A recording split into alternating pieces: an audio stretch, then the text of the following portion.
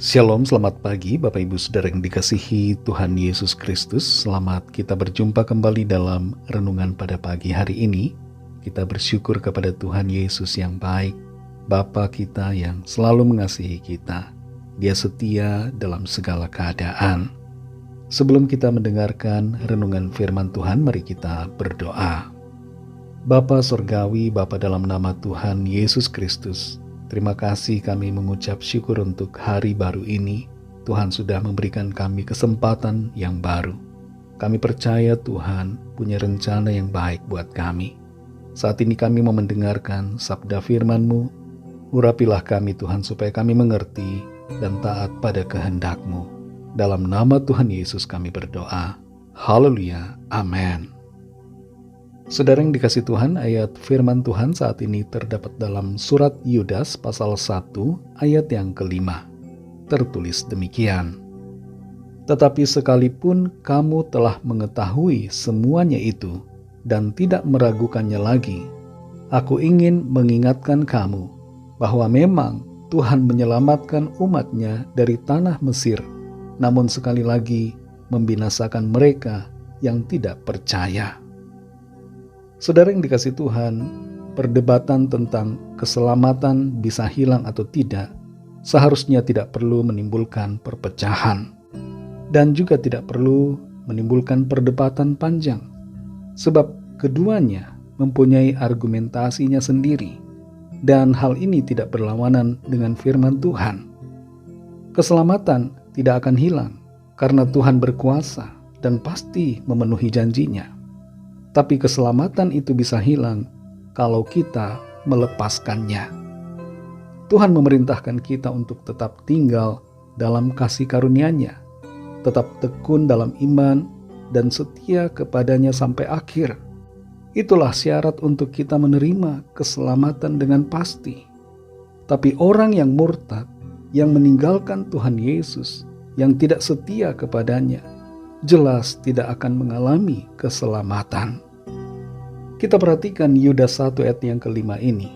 Di situ dikatakan, tetapi sekalipun kamu telah mengetahui semuanya itu dan tidak meragukannya lagi, aku ingin mengingatkan kamu bahwa memang Tuhan menyelamatkan umat-Nya dari tanah Mesir, namun sekali lagi membinasakan mereka yang tidak percaya. Penulis surat Yudas ini adalah saudara dari Yakobus. Dan baik Yudas maupun Yakobus, keduanya adalah anak-anak kandung dari Maria dan Yusuf. Jadi mereka berdua dapat dikatakan sebagai saudara dari Tuhan Yesus, meskipun bukan saudara secara biologis, karena Tuhan Yesus dilahirkan Maria tanpa percampuran dengan Yusuf, melainkan karena karya Roh Kudus. Nah, di sini kita perhatikan dalam surat Yudas ini, firman Tuhan berbicara tentang pentingnya kita semua, orang-orang yang sudah percaya, untuk tetap setia dalam iman. Karena kesetiaan kita dalam iman kepada Tuhan menentukan manifestasi penggenapan janji keselamatan Tuhan bagi kita.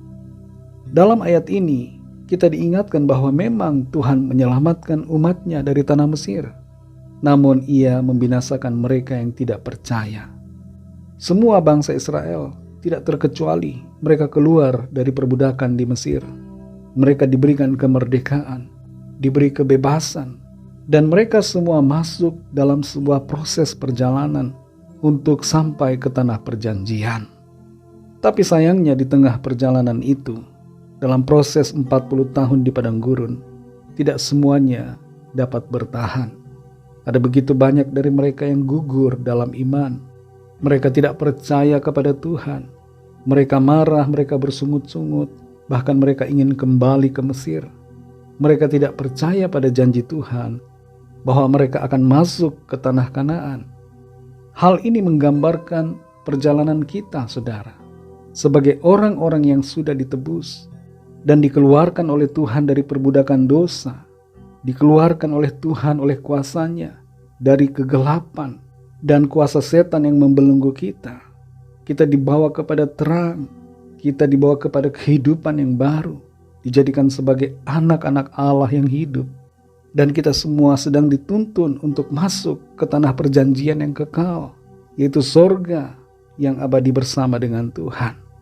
Dalam proses perjalanan ini, saudara, firman Tuhan mengingatkan kita supaya kita tetap setia. Jangan sampai kehilangan iman. Jangan sampai kita kehilangan kesetiaan kepada Tuhan. Kita harus tetap setia, harus tetap tekun dalam iman, mengasihi Tuhan Yesus dengan sepenuh hati kita. Jangan sampai kita kehilangan iman dan murtad meninggalkan Tuhan. Tuhan mau saudara dan saya tetap setia. Firman-Nya dalam Wahyu 2 ayat 10 mengingatkan kita untuk setia sampai mati, supaya Tuhan mengurniakan kepada kita mahkota kehidupan. Dan dalam Yohanes 15 ayat 4, Tuhan Yesus berkata agar kita tinggal di dalam Dia, supaya kita berbuah dan tidak menjadi kering, lalu dibuang ke dalam api. Kita harus tetap tinggal di dalam Tuhan Yesus, agar kita menerima penggenapan janji keselamatan itu dengan pasti. Keselamatan dari Tuhan tidak akan hilang, asalkan kita tetap setia kepada-Nya sampai akhir hidup kita di bumi ini. Roh Kudus akan menolong saudara dan saya untuk kita tetap kuat dan tetap tekun dalam iman dan semakin mengasihi Tuhan dan disempurnakan serupa dengan Dia.